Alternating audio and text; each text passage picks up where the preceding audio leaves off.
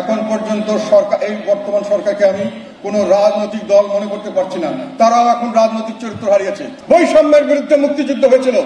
আমরা পাকিস্তানিদেরকে বৈষম্য করার জন্য 21-এর ভাষা সৈনিকরা জীবন দিয়েছিল বৈষম্যের বিরুদ্ধে। আওয়ামী লীগ কি করেছে? এখন তারা প্রজাতন্ত্রের জায়গায় রাজতন্ত্র অথবা কর্তৃত্ববাদী তন্ত্র অথবা স্বৈরতন্ত্র কায়েম করার চেষ্টা করছে। আমরা দেশকে ওই ধরনের চরমপন্থার দিকে নিয়ে যেতে দিতে চাই না। এখনো আমরা মনে করি এটার থেকে উদ্ধার পাওয়া সম্ভব যদি সরকারের মধ্যে এতটুকু শুভবুদ্ধির উদয় হয়। কিন্তু আমরা এখন পর্যন্ত তার কোনো ভরসা দেখছি না। এখন পর্যন্ত সরকার, এই বর্তমান সরকারকে আমি কোন রাজনৈতিক দল মনে করতে পারছি না। তারাও এখন রাজনৈতিক চরিত্র হারিয়েছে। রাজনৈতিক দলের একটা গণমুখী কর্মসূচি থাকবে, একটা গণমুখী তাদের আদর্শ নীতি থাকবে, সেটা তাদের মধ্যে নাই। তারা যেটা বলে স্বাধীনতার পক্ষে, স্বাধীনতার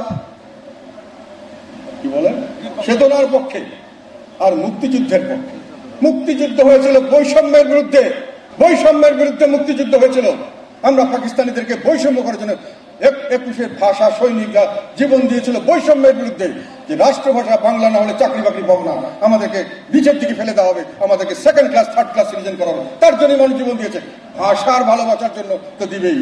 ভাষার ভালোবাসার জন্য একজন যে কোনো মানুষ, তার সাঁওতালরা তাদের ভাষা পছন্দ করবে, মাতৃভাষাকে সবাই পছন্দ করে, আমরা পছন্দ করি। সেই জন্য মানুষের জীবন দেয় নাই, বৈষম্যের বিরুদ্ধে যুদ্ধের জন্য দিয়েছে। আর যেটা হয়েছে, আমাদের স্বাধীনতা সংগ্রামটা কিভাবে আসবে?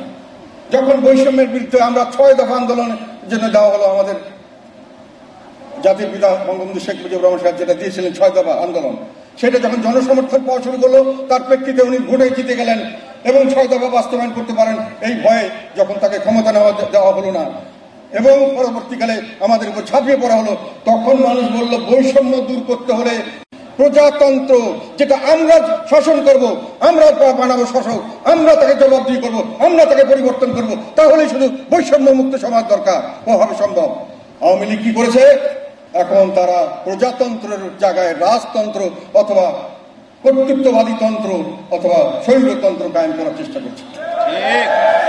জনগণের ভোটের কোনো অধিকার নাই।